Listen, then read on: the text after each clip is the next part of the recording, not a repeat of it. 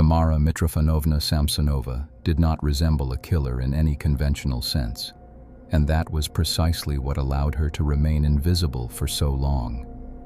She was a small, elderly, soft-spoken woman living in a quiet apartment building in St. Petersburg, Russia, known to neighbors as odd but polite, someone who smiled in stairwells, muttered to herself, and appeared harmless. Yet behind the thin walls of her apartment, she allegedly carried out a series of murders over many years that would later earn her the chilling nickname, the Granny Ripper, a title that emerged only after police uncovered evidence suggesting a long, hidden pattern of violence documented in her own handwriting. Born in 1947, Samsonova's early life remains largely undocumented, a blankness that adds to the unease surrounding her story. She worked sporadically, had no children, and drifted through relationships and residences before settling into a communal-style apartment, where she survived by renting out spare rooms to tenants who were often migrants, students, or socially isolated individuals with limited family support, people who could disappear without immediately triggering alarm. This arrangement gave her privacy, control, and a steady rotation of vulnerable occupants, and investigators later came to believe it also gave her opportunity. The case finally drew attention in July 2015, when one of her longtime tenants, 79-year-old Valery Shliapnikov, vanished after living with her for several years. Relatives could not reach him.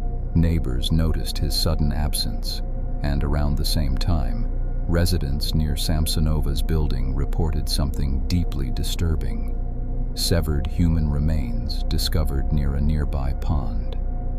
At first, the incidents did not appear connected, but CCTV footage from the area changed everything, showing Samsonova late at night slowly dragging heavy garbage bags out of her building, making multiple trips with no visible urgency, as if performing a familiar task. When police searched her apartment, they found traces of blood and signs of violent activity, but the most horrifying discovery was not physical evidence. It was the notebooks. Inside her home were handwritten diaries filled with calm, methodical descriptions of murder, poisonings, dismemberment, and how she cooked and ate them after killed her victims, written in a flat, almost instructional tone that suggested repetition rather than impulse. According to both her writings and later confessions, Samsonova often poisoned her victims by lacing their food, waited patiently as the poison took effect, and then killed them. And after the killings, she followed a disturbing routine that revealed just how normalized the acts had become for her. She dismembered the bodies inside the apartment, cutting them into smaller parts to make them easier to manage, cleaned the rooms to remove obvious traces of violence, wrapped the remains carefully in bags, and then over several nights carried those bags out of the building, disposing of them in different locations, so no single dumping site would draw attention.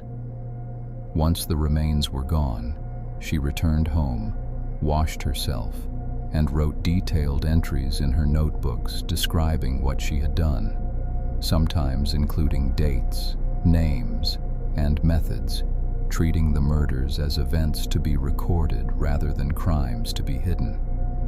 What made the case even more chilling was what she did next. She resumed her normal life. She replaced the dead with new tenants, collected rent, cooked meals, spoke politely with neighbors, and continued living in the same apartment, repeating the cycle while maintaining the outward appearance of a quiet grandmother. When arrested, Samsonova did not resist and showed no visible fear or remorse. During interrogation, she confessed to killing Shliapnikov, calmly explaining how she poisoned him, killed him, dismembered his body, and disposed of the remains, while also hinting at other victims without ever providing a clear number. Her diaries referenced 11 killings, and eat them possibly including her husband and mother-in-law, both of whom disappeared with no trace. Her final victim, Valentina Ulanova, 79, she overdosed her by sleeping pills before dismembering her body with a hacksaw while she was still alive. She was detained after the headless body of Ulanova, for whom she was a carer, was found near a pond on Dimitrova Street in St. Petersburg. Samsonova killed her after a quarrel over unwashed cups, she told police investigating the murder.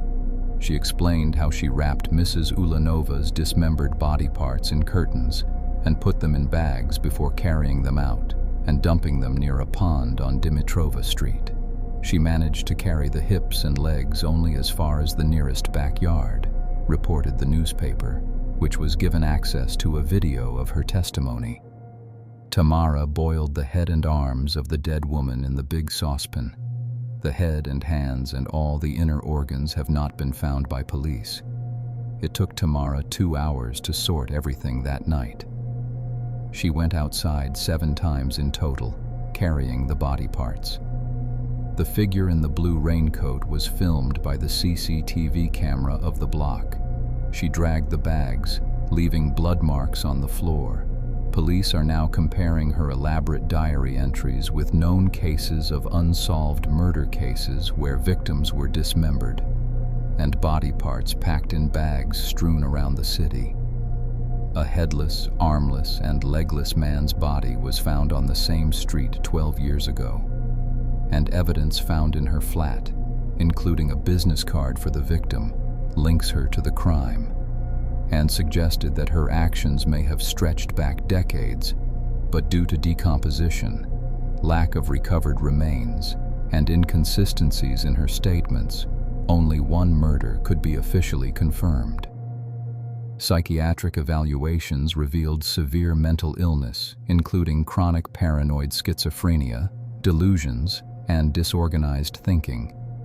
At one point, she reportedly claimed to hear voices and believed she was in a relationship with the Russian president, and doctors concluded she was mentally unfit to stand trial, meaning there would be no courtroom testimony, no full accounting of victims, and no traditional sentence. Instead, Samsonova was committed indefinitely to a psychiatric hospital, leaving behind a case defined by unanswered questions and unsettling normalcy rather than dramatic violence. Neighbors later recalled strange smells from her apartment, unfamiliar people who moved in and were never seen again, and casual conversations in which she spoke openly about death and poison, details that only gained meaning in hindsight. Reports in later years suggested she may have died in custody, though public records remain sparse, and if true, it means the full truth died with her. What makes the Samsonova case so deeply haunting is not just the act of killing, but what followed each murder. The cleaning, the writing, the replacement, the quiet continuation of everyday life, and the realization that for years, a suspected serial killer did not hide in shadows or flee the scene, but lived openly, calmly, and methodically next door, reminding the world that sometimes the most terrifying crimes are committed not with chaos or rage, but with routine, patience, and silence.